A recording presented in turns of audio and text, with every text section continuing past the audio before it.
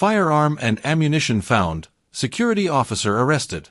Avishon Monroe, Deputy Chief Security Officer of Professional Guard Service, PGS, was arrested early this morning following the discovery of a firearm and ammunition in his possession. The arrest occurred around 3:45 a.m. when a police mobile patrol team, led by an assistant superintendent, stopped the vehicle driven by Monroe on Cummings Street. During the search, officers found a .32 Taurus pistol and 9 matching rounds of ammunition concealed in the waistband of Monroe's pants. When questioned about the legality of the firearm, Monroe admitted that he did not possess a license to carry it. He claimed that the firearm belonged to the security service he represents. Monroe was subsequently escorted to the Albertown Police Station, where the firearm and ammunition were marked, sealed, and lodged for analysis at the ballistics section. He has been placed in custody as investigations continue. The police are committed to ensuring public safety and are taking the necessary steps to address this matter appropriately. Police force vehicle involved in damage accident. Investigations are currently underway following a damage accident that occurred at approximately 3:45 a.m. this morning on Good Hope Railway Embankment Road. The incident involved a Guyana police force motor pickup, #PAG 5250, driven by 28-year-old Lance Corporal Jamal Thompson, and a motor car, #PVV 6015, owned and operated by 29-year-old Ronaldo Oselmo from Belfield, East Coast Demerara. Preliminary inquiries indicate that the police pickup was traveling east along the northern drive lane of Good Hope Railway Embankment Road with its flashlights activated. Meanwhile, motor car #PVV 6015 was exiting Good Hope Access Road. Upon reaching the T-junction, the car made a right turn onto Good Hope Railway Embankment Road, inadvertently entering the path of the police vehicle. The collision occurred when the right front portion of the police vehicle struck the back of the motor car, resulting in damage to both vehicles. A notice of intended prosecution has been served to both drivers, who are currently in custody to assist with the ongoing investigation. Further updates will be provided as the investigation progresses. Men arrested after found with illegal ammo and knife in Sophia. 2 men were taken into police custody on Friday night following their arrest in Sophia, where they were allegedly found in possession of illegal ammunition, a knife, and other items. The men, identified as 48-year-old Sean Millington, a watchman with Northwest Fixed Place of Abode, and 22-year-old Andel Baville, a resident of B Field, Sophia, were apprehended by police ranks on mobile patrol who observed them behaving suspiciously on Dennis Street. Upon approaching the men, police conducted a search and discovered a .40 caliber round of ammunition in Millington's pants pocket. When questioned about his firearm license, Millington admitted that he did not possess one. He was promptly informed of the offense and arrested. Further investigation revealed additional items in Baville's possession. A search of his haversack uncovered a blue A25 cellular phone and a black-handled knife. When questioned about the origin of the cell phone, Baville could not provide a satisfactory explanation, leading to his arrest as well. Both suspects were escorted to the Ruimveldt police station, where the items were marked and lodged in the presence of the suspects. They remain in custody as investigations continue. The police are committed to maintaining public safety and will continue to take necessary actions against illegal activities in the community. Malachi Austin secures full scholarship to Louisiana State University. Guyana Chronicle, Guyanese sprinter Malachi Austin has achieved a remarkable milestone by securing a full athletic scholarship to Louisiana State University, LSU. The 17-year-old athlete, who recently excelled at the Youth Commonwealth Games and the 2024 Carifta Games, will join LSU in January. Austin is celebrated for his impressive accomplishments, including winning a silver medal at the Youth Commonwealth Games and being crowned a U2400M champion at the Carifta Games. He is also a vital member of the record-breaking Youth Commonwealth and Carifta Games 4x400-meter mixed relay teams. I owe a lot of my success to my coach, Julian Edmonds, who has been instrumental in my development and instilled in me the self-belief needed to compete on the international stage, Austin expressed. He also extended his gratitude to U.S. Ambassador to Guyana, Nicole D. Theriault, for facilitating this incredible opportunity. In addition to his athletic achievements, Austin was recently honored with a runner-up award for the 2023 Junior Sportsman of the Year, further underscoring his status as a rising star in athletics. This scholarship marks a significant advancement in Austin's athletic career, providing him with the opportunity to train at a world-class institution and compete at the highest level. His journey serves as an inspiration to young athletes across Guyana. Porkknocker, 22, dies after fight in Region 1.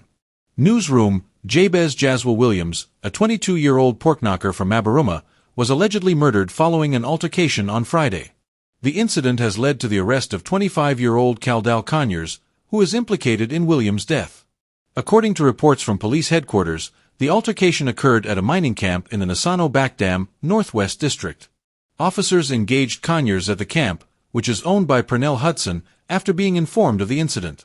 Conyers explained to the police that he and Williams had been drinking high wine and energy drinks at the camp, followed by beer. He stated that after some time, Williams left the area.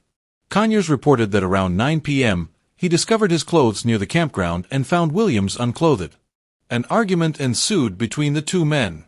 Williams then grabbed a piece of round wood and dealt me 3 lashes to my forehead and shoulder, Conyers claimed. In response, he armed himself with a cutlass and inflicted 2 chops on Williams, one to the right side of his neck and another to his left hand, resulting in serious injuries. Following the altercation, Williams was transported to Pakra Hospital in the Northwest District, where he was pronounced dead. Conyers was subsequently taken to the campsite by police and arrested. He is currently in custody at the Port Kaituma police station. The crime scene was thoroughly examined, with evidence collected and photographs taken. Investigations into the incident are ongoing as authorities seek to establish the full circumstances surrounding this tragic event. Phone thief sentenced to 2 years, CO defendant remanded to prison. Guyana Times, in a recent court ruling, 22-year-old Leon Harris has been sentenced to 2 years in prison for his role in the theft of 2 mobile phones, while his co-defendant, 25-year-old Alcline McCollin, has been remanded to prison. The two were charged with simple larceny in connection with the thefts that occurred on December 11, 2024, along Water and Longdon Street in Georgetown. The court heard that Harris and McCollin allegedly stole a Samsung Galaxy S24 from Bibi Hussein and an iPhone 6s from Amanda Williams. During their appearance before Acting Chief Magistrate Faith McGusty, McCollin pleaded not guilty to both charges, while Harris admitted to taking one phone but denied involvement in the second theft. Harris, who claimed to be mentally ill, explained to the court that he had picked up Williams' phone after it fell. "I have problems, and I have to go to the ward at the Georgetown Public Hospital, GPHC, to get tablets," he stated, adding that he was facing family difficulties and was unable to work due to his mental health issues. In contrast, McCollin's attorney, Jermaine Jarvis, argued for reasonable bail, asserting his client's innocence and claiming he was merely providing a ride for Harris. However, the prosecution opposed bail, emphasizing the severity of the charges and the prevalence of such crimes.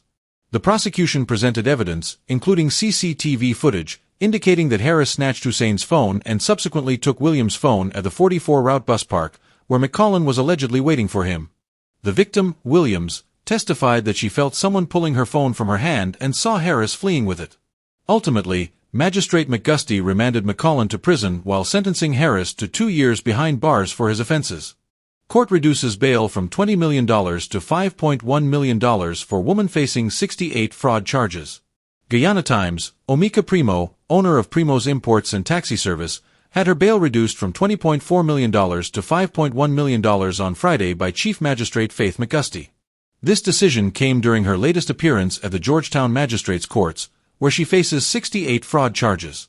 Primo's attorney, Everton Singh Lamy, requested a reduction in bail to $50,000 per charge, arguing that the original amount was excessive and that the court was treating her as if she had already been found guilty. Initially, bail was set at $300,000 for each charge. After reviewing the arguments presented, Magistrate McGusty decided to lower the bail to $75,000 per charge, totaling $5.1 million. Despite the reduction, Primo is required to report to the Criminal Investigations Department, CID, on the second and fourth Monday of each month. During the hearing, the prosecution presented 20 case jackets containing evidence relevant to the allegations against Primo. The case has been adjourned to February 21, 2025. Primo is accused of orchestrating a multimillion-dollar fraud scheme, allegedly collecting over $51.57 million from customers under false pretenses by promising to deliver vehicles that were never provided.